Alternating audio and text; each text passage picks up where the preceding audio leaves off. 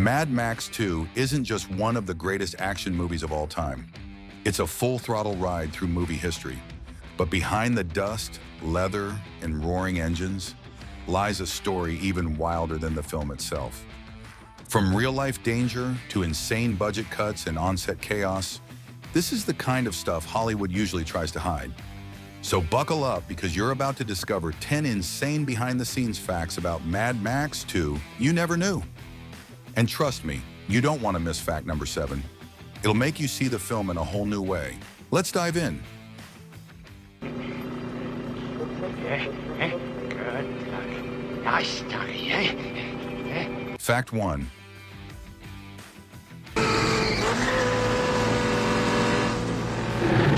The budget for Mad Max 2 was razor thin, just a few $1 million. So the production team had to get creative. The crew was so small, many of them actually ended up being extras in the film. Some even brought their own vehicles to use in scenes, just to flesh out the post-apocalyptic world.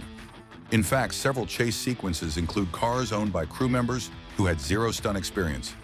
They just slap on some spikes, paint it black, and throw it into a high-speed pursuit. Director George Miller wasn't just okay with this, he encouraged it. This DIY spirit gave the movie a gritty, real feel that no big-budget CGI fest could replicate. The danger was real, the crashes were real, and the cast and crew were literally risking their necks. It's punk filmmaking at its finest. Looks like I got myself some gasoline, eh? Hey? V8? Fact 2. Sorry. We had a contract. It's hard to imagine Mad Max 2 without Mel Gibson's cold stare and few words, but he nearly didn't make it into the sequel. When production started, Gibson showed up with a full beard and a totally different look from the first movie. George Miller was taken aback. He thought the continuity would be ruined. Gibson reportedly refused to shave it off right away, causing some tension on set. There were even whispers of replacing him if he didn't commit to Max's iconic look. Eventually, Gibson caved and shaved, but it caused delays and a bit of behind-the-scenes drama. This tension actually helped his performance. He was distant, cold, and intense, just like Max should be. Funny how a beard almost derailed an entire franchise. Fact 3.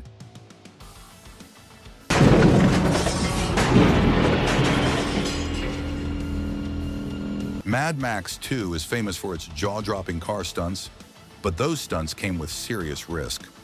One of the most infamous accidents happened during a motorcycle crash scene. Stuntman guy Norris was supposed to be hit and roll over the hood of a car. Instead, he was launched into the air and landed on his head, cracking his helmet. He was knocked unconscious and filming was halted immediately. Miraculously, Norris survived with only minor injuries, but it shook the crew to the core. Despite the accident, the footage was used in the final cut, adding to the film's brutal realism. Today, Norris is a top stunt coordinator, but Mad Max 2 was his trial by fire. Fact 4.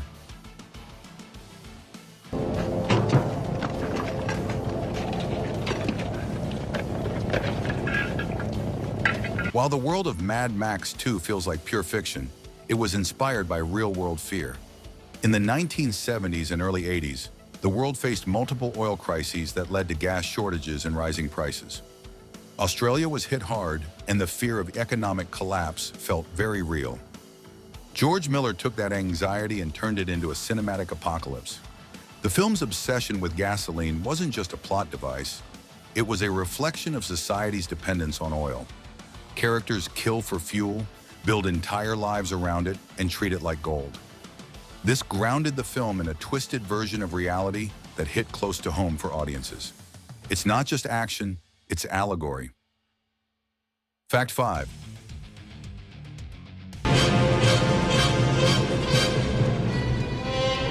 The punk-inspired, leather-clad villains of Mad Max 2 weren't just products of imagination. George Miller based them on real Australian biker gangs he encountered as a doctor in the ER. He had treated victims of motorcycle accidents and seen firsthand the aggressive culture of outlaw biker groups. Their fashion, their violence, their tribalism, It all found its way into the film. Characters like Wes weren't just bad guys. They were almost documentaries of a subculture. The fusion of post-apocalyptic gear and real-world intimidation gave the film its signature style. That authenticity made the antagonists all the more terrifying. They weren't just bad, they were believable. Fact 6.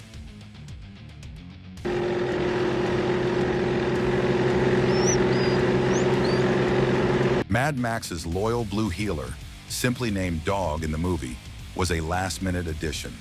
The dog was actually rescued from a local animal shelter just before he was scheduled to be put down. Trainers quickly worked with him to prepare for the shoot, and he turned out to be a natural performer. His loyalty to Gibson was real. Off camera, the two bonded deeply. Dog's calm demeanor on set shocked everyone, especially during loud explosions and car chases. Crew members said he was better behaved than most human actors.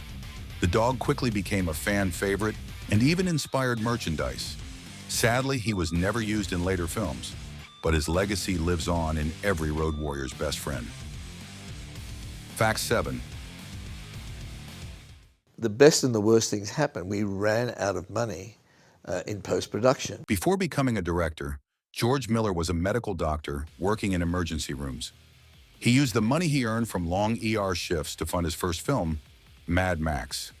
The success of that film helped fund Mad Max 2, but even then, resources were tight. Miller's medical experience deeply influenced how he shot the brutal injuries in the movie. He knew exactly what broken bones looked like and how to fake them. It gave the action scenes a grim authenticity that few other directors could match. And because he'd seen real trauma, he was committed to making every crash count. This background made him not just a director, but a cinematic surgeon of mayhem. Fact 8.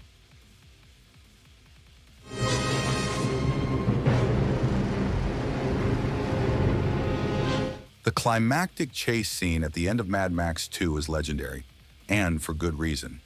It took over 3 weeks to film, with dozens of stunt performers and specially built vehicles. Nearly a third of the entire budget was spent on just that sequence. Cars were rebuilt multiple times to keep the continuity intact after crashes. The filming location in the Australian outback was remote and harsh, pushing the crew to their limits. Temperatures soared during the day and dropped at night, causing mechanical failures and heat stroke. Despite the chaos, the scene came together beautifully and is still studied in film schools. It's one of the most expensive low-budget scenes ever shot. Fact 9.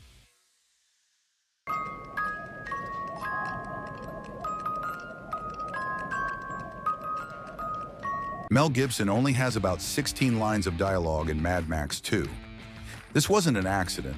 It was a deliberate choice by George Miller. Miller wanted Max to be more of a mythic figure than a talkative hero. Like a Western gunslinger, Max's silence made him seem more powerful and mysterious. It also allowed the story to unfold visually, with minimal exposition. The world was told through action, not conversation. This approach became a hallmark of the franchise and influenced countless other action films.